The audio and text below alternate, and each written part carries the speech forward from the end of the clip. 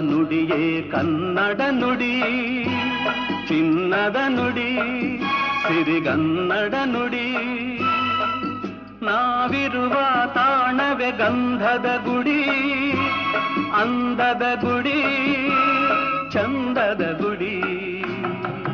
ನಾವಾಡುವ ನುಡಿಯೇ ಕನ್ನಡ ನುಡಿ, ನಾವಿರುವ ತಾಣವೇ ಗಂಧದ ಗುಡಿ, ಅಂದದ ಗುಡಿ, ಗಂಧದ ಗುಡಿ, ಚಂದದ ಗುಡಿ. ಶ್ರೀ